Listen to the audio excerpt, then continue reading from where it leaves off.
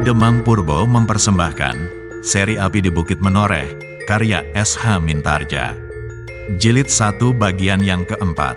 Pada bagian yang ketiga, Untara mengalami penyergapan dan pengeroyokan hingga dia terluka pada pundaknya. Dia berpikir untuk secepatnya mengalahkan lawan-lawannya itu, atau mereka berdualah yang tidak akan selamat. Berhasilkah Untara memenangkan pertempuran itu? Selamat mengikuti. Cepat ia meloncat surut. Ia sudah tidak akan dapat mempertahankan dirinya dengan pisaunya itu. Dalam keadaan yang sulit itu, kawannya yang tinggi kekurus-kurusan tampil ke depan. Goloknya yang besar bergerak-gerak dengan cepatnya. Sebuah tusukan yang dahsyat mengarah ke lambung lawannya. Namun Untara yang marah sempat mengelak. Bahkan kini Untara sudah tidak lagi mengekang diri. Ia sempat berjongkok menghindari golok lawannya. Dan sekaligus tongkatnya bergerak mendatar. Terdengarlah sekali lagi jerit kesakitan ketika terdengar sebuah benturan. Benturan antara tongkat besi di tangan Untara dengan tulang-tulang kaki orang yang kurus itu. Sesaat kemudian terdengar tubuhnya terbanting. Pada saat itu orang yang bertubuh tinggi besar melihat suatu kemungkinan untuk membunuh Untara. Ia tidak akan dapat menyerangnya pada jarak jangkau tangannya karena kecepatan bergerak lawannya. Karena itu, selagi Untara masih belum dapat berdiri tegak, orang itu dengan sepenuh tenaga melemparkan pisaunya ke arah tubuh lawannya. Untunglah Untara melihat pisau itu. Karena itu ia mengurungkan geraknya, bahkan sekali lagi merendahkan tubuhnya sambil berputar, sehingga pisau itu tidak menghunjam ke dalam tubuhnya. Sebenarnya lah bahwa nasib manusia ditentukan oleh kekuasaan di luar kemampuan jangkau manusia. Pisau yang berlari seperti panah itu meluncur dengan cepatnya melampaui Untara. Namun tanpa disangka-sangka terdengarlah sebuah jerit tertahan. Orang yang terbaring karena tulang kakinya retak itu tiba-tiba terguling sekali. Kemudian ia mencoba mengangkat wajahnya dengan pandangan aneh. Tetapi sesaat kemudian kepalanya jatuh terkulai. Mati. Sebuah pisau telah tertancap langsung menyayat jantung. Yang melihat peristiwa itu untuk sesaat terpaku diam. Untara dan kedua lawannya, dada mereka masing-masing terguncang oleh peristiwa yang tak mereka sangka-sangka. Apalagi orang yang bertubuh tinggi besar itu. Tanpa disengajanya, ia telah membunuh kawannya sendiri. Kini Untara untuk seterusnya tinggal menghadapi dua lawan.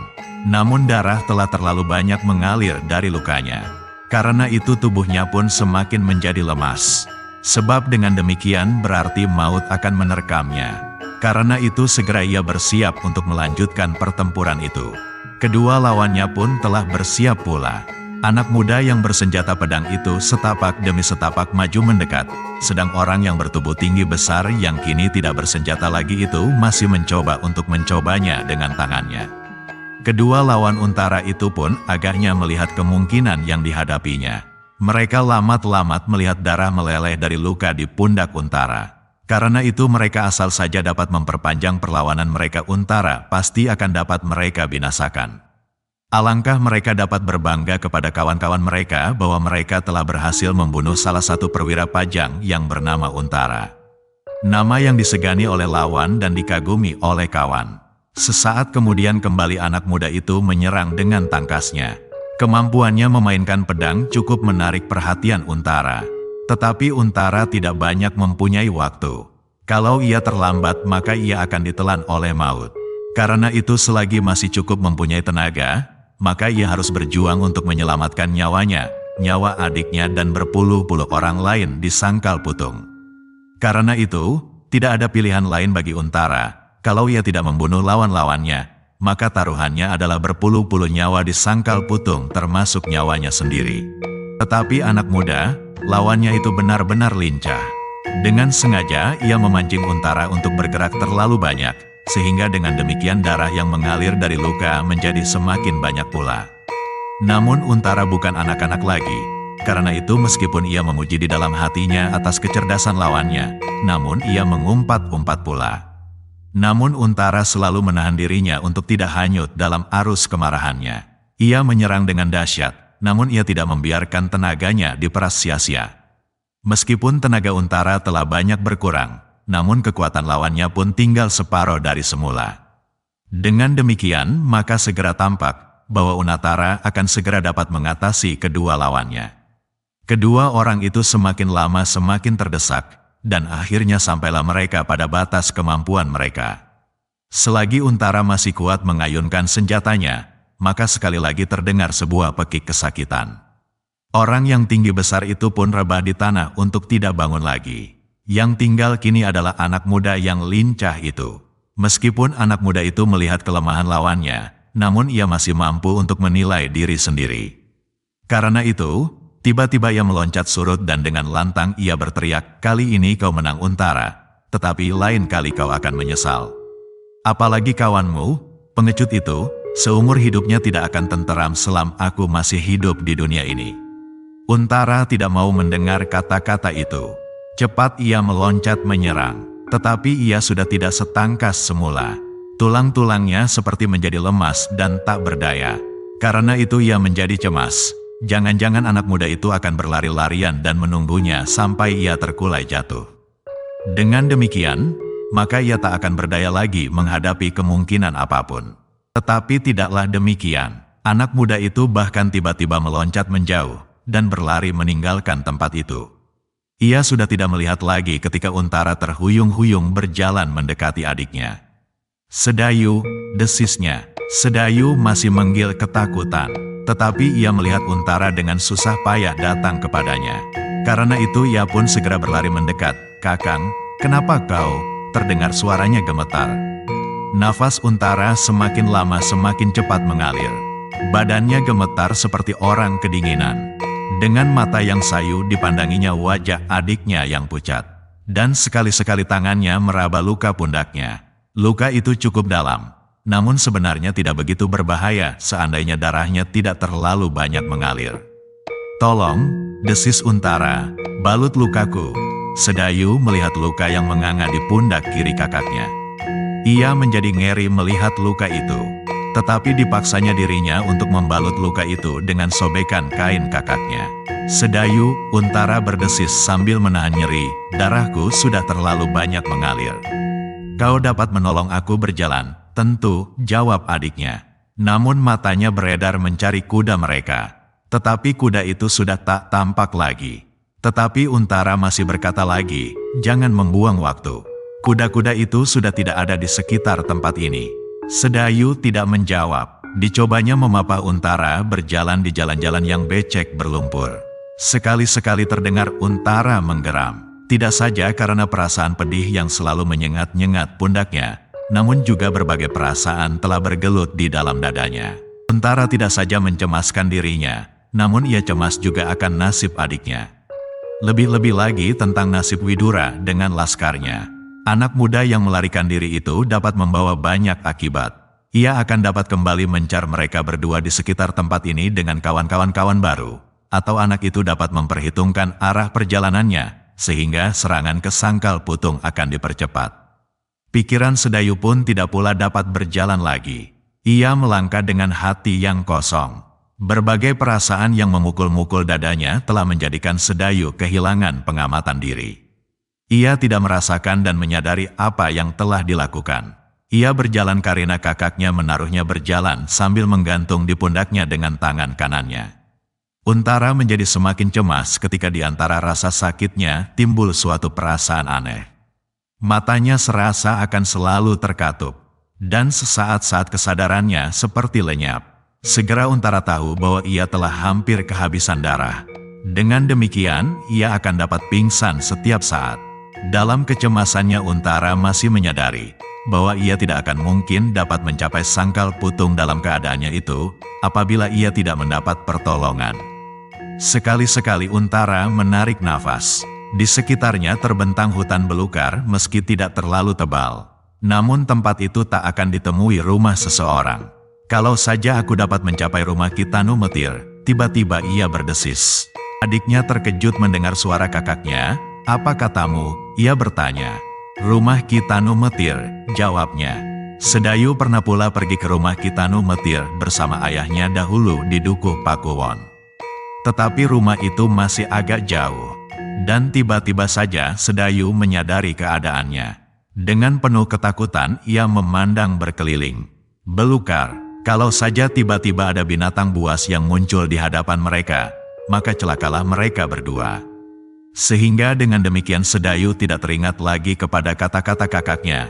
Bahkan katanya dengan gemetar, jalan di hadapan kita sangat gelapnya. Bagaimanakah nasib kita kalau kita bertemu dengan harimau misalnya? Kakaknya menahan perasaannya. Katanya tanpa menghiraukan adiknya, kita pergi ke tempat Kitanu Metir. Masih jauh, sahut adiknya. Kalau lukaku tadi obati, jawab kakaknya, aku akan mati. Sedayu menjadi ngeri mendengar kata-kata kakaknya. Bagaimana kalau kakaknya benar-benar mati? Karena itu ia berdiam diri, meskipun hatinya dicekam oleh ketakutan. Takut kepada kegelapan di hadapannya, takut kepada nasibnya. Memang ia takut kepada segala-galanya. Tetapi ia lebih takut lagi kalau kakaknya mati. Karena itu ia tidak berani membantah lagi. Di papahnya kakaknya berjalan menuju ke Dukuh Pakuwon, meskipun kengerian selalu merayap-rayap dadanya. Untara semakin lama semakin lemah. Meskipun demikian, ia selalu berusaha untuk mempertahankan kesadarannya. Sungguh tidak menyenangkan apabila ia harus mati karena darahnya kering. Baginya lebih baik mati dengan luka pedang menembus jantungnya. Tetapi ia tidak berputus asa. Ia percaya bahwa Allah Maha Pengasih. Karena itu ia selalu memanjatkan doa di dalam hatinya. Semoga Allah menyelamatkannya. Tiba-tiba langkah mereka terhenti. Mereka mendengar gemerisik daun di dalam belukar. Hati Sedayu yang kecut menjadi semakin kecil. Dengan suara gemetar ia berbisik, "Kakang, kau dengar sesuatu?" Untara mengangguk, tetapi ia tidak dapat berbuat sesuatu. Tubuhnya telah demikian lemahnya. Karena itu maka yang dapat dilakukan hanya menyerahkan diri sepenuhnya kepada sumber hidupnya. Tetapi tiba-tiba Untara mengangkat wajahnya. Katanya lirih, bukan langkah manusia dan bukan pula binatang buas yang sedang merunduk. "Kau dengar ringkik kuda?" "Ya," sahut adiknya. Untara kemudian bersiul nyaring. Kudanya adalah kuda yang jinak. Seandainya kuda itu kudanya, maka akan dikenalnya suara siulan itu. "Ya Allah," serunya ketika dari dalam belukar muncul seekor kuda yang tegar kehitam-hitaman. "Itu kudaku." Wajah Sedayu pun menjadi agak cerah. Katanya, "Lalu, apakah kita akan berkuda?" "Ya," sahut kakaknya, "kudamu tak ada, namun kita berdua akan berkuda bersama-sama kembali." "Tidak," jawab Untara, "ke rumah Kitanu Metir, supaya lukaku diobatinya." Sedayu tidak membantah. Ia takut kalau kakaknya mati. Karena itu dibantunya Untara naik ke atas punggung kudanya, baru kemudian ia pun naik pula. Untunglah bahwa kuda Untara adalah kuda yang kuat. Karena itu, meskipun di atas punggungnya duduk dua anak muda, namun kuda itu masih dapat berlari kencang. Kini harapan di dalam dada Untara tumbuh kembali. Ia akan dapat mencapai rumah Kitanu Metir lebih cepat. Mudah-mudahan Kitanu Metir ada di rumahnya. Demikianlah, setelah mereka menembus rimbunnya pategalan yang subur di ujung hutan, sampailah mereka ke padukuhan kecil yang dinamai orang Dukuh Pakuwon. Di pedukuhan kecil itulah tinggal seorang dukun yang sudah setengah tua, yang dengan pengalamannya ia mengenal berbagai jenis dedaunan yang dapat dipakainya untuk menyembuhkan luka dan bahkan dikenalnya beberapa jenis racun yang menusuk ke dalam tubuh seseorang. Orang itulah yang bernama Kitanu Metir. Kepadanya Untara meletakkan harapannya, mudah-mudahan Kitanu Metir dapat menolongnya. Kuda-kuda anak muda itu berhenti di muka sebuah pondok kecil. Pondok Kitanu Metir. Setelah menolong kakaknya turun dari kuda, maka dipapahnya kakaknya itu ke pintu yang terkatup rapat. Namun demikian Untara berlega hati ketika dilihatnya cahaya lampu yang memancar menembus lubang-lubang dinding. Perlahan-lahan Untara mengetuk pintu rumah itu dengan penuh harapan. Kitanu Metir adalah sahabat almarhum ayahnya dahulu. Mudah-mudahan sisa-sisa persahabatan itu masih membekas di hati dukun tua itu. Ketika mereka telah beberapa kali mengetuk terdengarlah sapa dari dalam lirih, "Siapa?" "Aku Kitanu," jawab Untara. "Untara dari Jati Anom." "Untara," ulang Kitanu Metir. "Untara, oh, adakah engkau Angger Untara putera Kisadewa?" "Ya Kitanu," jawab Untara dengan suara gemetar. Kitanu Metir segera mengenal suara itu. Suara seseorang yang sedang mengalami cedera. Karena itu denekan tergesa-gesa orang tua itu berjalan ke arah pintu. Terdengar suara telumpahnya diseret di atas lantai tanah. Sesaat kemudian pintu bambu itu bergerit, dan muncullah dari celah-celahnya seorang tua bertubuh sedang. Rambutnya telah hampir seluruhnya menjadi putih. Alisnya yang tumbuh jarang-jarang di atas sepasang matanya telah memutih pula. Dahinya terbuka lebar, serta di bawahnya memancar sepasang mata yang tajam bening. Ketika ia melihat Untara di papa adiknya, orang tua itu terkejut dan terloncatlah dari mulutnya, "Kau terluka, Ger?" "Marilah," Kitano Metir mempersilahkan, "duduklah, biarlah aku mencoba melihat luka itu." Untara berlegah hati, ia tak perlu memintanya. Orang tua itu telah berusaha untuk menolongnya atas kemauan sendiri. Segera orang tua itu menuntun Untara dan dipersilahkan duduk di atas bale-bale bambu. Katanya kepada Sedayu, "Tolong Ger peganglah cilupak ini. Mataku telah menjadi kurang baik." Sedayu pun segera melangkah mengambil lampu minyak kelapa dan membawa ke dekat kakaknya. Sementara itu Kitano telah sibuk membuka pembalut luka di pundak Untara. Demikianlah cerita bagian ini berakhir. Selanjutnya apa yang akan terjadi? Kita ikuti cerita lanjutannya pada bagian kelima mendatang.